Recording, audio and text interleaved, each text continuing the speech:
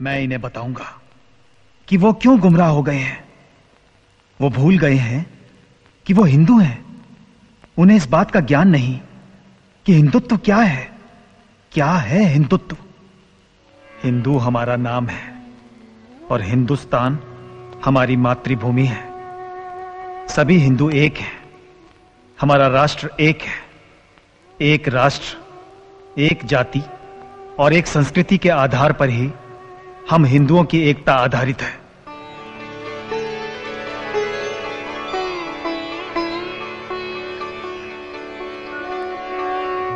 वे सभी व्यक्ति हिंदू हैं जो हिमालय से समुद्र तक इस समग्र देश को अपनी पितृभूमि के रूप में मान्यता देकर वंदना करते हैं, जिसकी धमनियों में उस महान जाति का रक्त प्रवाहित हो रहा है जिसका मूल सर्वप्रथम सप्त सिंधुओं में परिलक्षित होता रहा है और जो विश्व में हिंदू नाम से सुविख्यात है।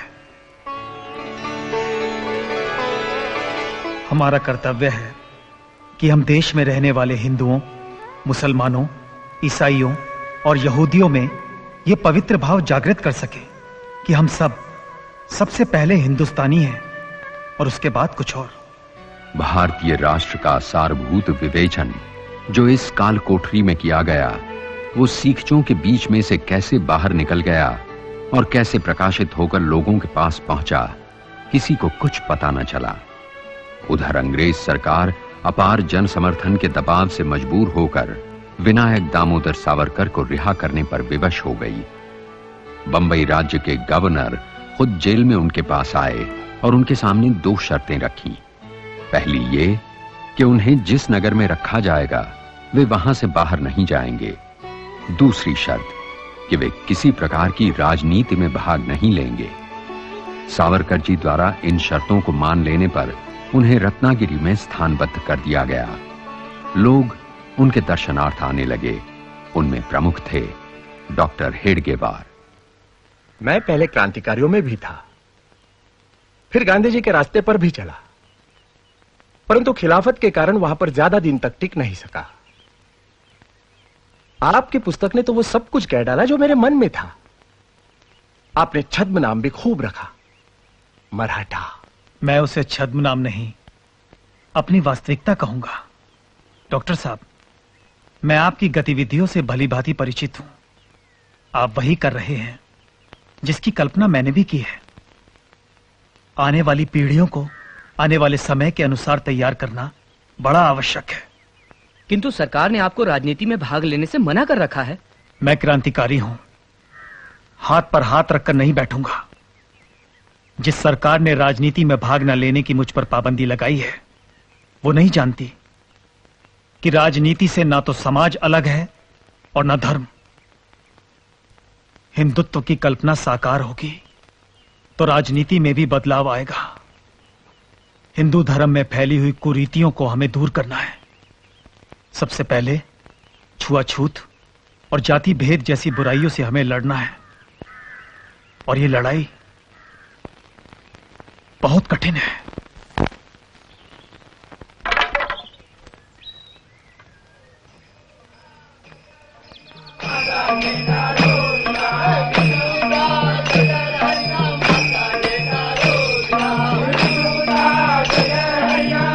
आज अगर पेशवाई होती तो इस सावरकर को हाथी के पैरों तले कुचलवा दिया जाता। हम उसे अपने इस पवित्र मंदिर को अपवित्र नहीं करने देंगे।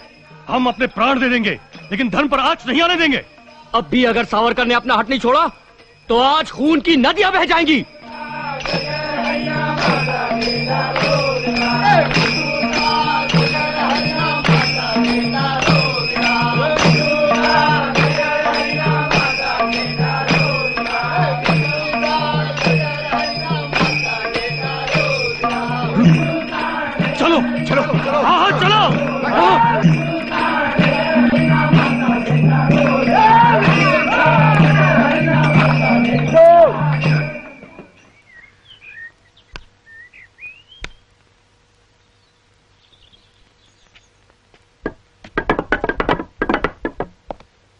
अगर आप इन लोगों को साथ लेकर मंदिर में दाखिल हुए तो दंगा होने का खतरा है, इसलिए मैं आपको। आप मुझे इन लोगों से बात करने की अनुमति तो दे सकते हैं? केवल आप ही उनसे बात कर सकते हैं। अंदर जाइए।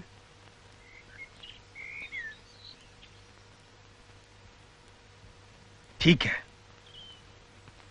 इन्हें रास्ता दो, इन्हें रास्ता दो, हटो।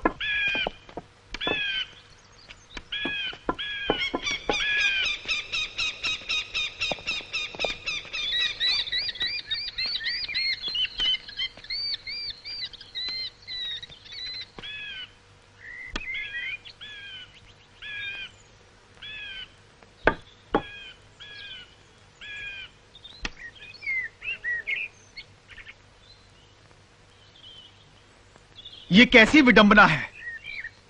अगर आप ऐसा समझ रहे हैं तो भूल कर रहे हैं कि मैं अपने साथ इन लोगों को इसलिए लाया हूं कि यहां इनका उद्धार होगा। नहीं, इन्हें छूने से इनका उद्धार नहीं होगा। उद्धार तो आप लोगों का होगा। इन्हें गले लगाकर आप अपने पापों से मुक्त होंगे। हमें अपना उद्धार नहीं करना है। हम उन्हें मंदिर में प्रवेश नहीं करने देंगे। हम में और इनमें अंतर है। कोई अंतर नहीं है। आप भ्रम में हैं। जातिगत ऊंच नीच में विश्वास करना छोड़िए। आप हिंदू हैं, केवल हिंदू।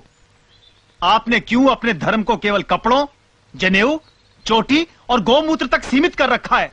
यह हिंदुत्व नहीं है। हिंदुत्व कागज पर लिखी हुई पोथी नहीं है जो कागज के फटने से चूर चूर हो जाएगी। हिंदुत्व महान जाति का जीवन दर्शन है। अपने भीतर की शक्ति को पहचानिए। अपने धर्म की महानता और गरिमा को कम मत कीजिए। हमें उपदेश मत दो। हमें आपकी कोई भी बात नहीं सुननी है। क्या इसलिए कि सच्ची बात कड़वी होती है? आप लोग कुत्ते को छूते हो, सांप को दूध पिलाते हो, चूहे का खून पीने वाली बिल्ली को अपने साथ बिठाकर खाना खाते हो, लेकिन अपने ही जैसे इन मनुष्यों को जो तुम्हारे समान राम और कृष्ण के भक्त हैं छूते भी नहीं। ये क्या हो गया है तुम्हें? जागो, सोचो, समझो।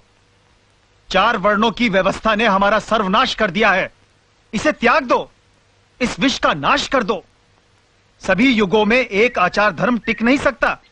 इसे समय अनुसार बनाओ। अपने ही जैसे 7 करोड़ भाई बंधु जिन्हें तुम निम्न वर्ग का कहते हो, अगर दूसरे धर्म में चले गए तो हिंदू धर्म के लिए 7 करोड़ शत्रुओं का ही निर्माण होगा। इस लज्जाजनक स्थिति को बदल दो। अपनी भूल सुधार लो, नहीं तो समय आएगा कि तुम क्षमा के पात्र भी नहीं रह जाओगे। यह विट्ठल का मंदिर है। विट्ठल मंदिर में ही नहीं, सबके दिलों में भी है। जब वे दिलों में हैं, तो उनके चरणों में जाने का अधिकार इन्हें क्यों नहीं? क्या ये हिंदू नहीं? क्या इनकी रगों में आप जैसा लहू नहीं? आप तो उस महान धर्म के अनुयायी हैं जो मानता है कि सब में एक आत्मा है। आपने अपनी दृष्टि, अपनी सोच इतनी संकीर्ण कैसे बना ली? आपकी भक्ति, आपके ज्ञान और आपके कर्म का क्षेत्र इतना छोटा कैसे हो गया? विट्ठल की दया ममता तो असीम है, अनंत है। वे तो सबके हैं। वे सबको बुला रहे हैं। अपने इन बंधुओं का रास्ता रोककर विट्ठल की सर्वप्रियता का अपमान मत करो। इन्हें भी उनके चरणों में आने दो। ये भी उनकी दया ममता के पात्र हैं, जैसे तुम हो। आने दो।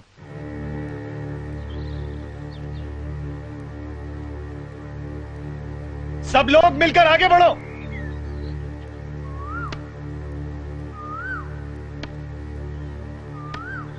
चलो, आओ, आगे बढ़ो, आगे बढ़ो, मिलकर आगे बढ़ो। हाँ, मैं तुम्हारे साथ हूं। आगे बढ़ो। हाँ, आगे बढ़ो। बोला पुंडली के हाँ।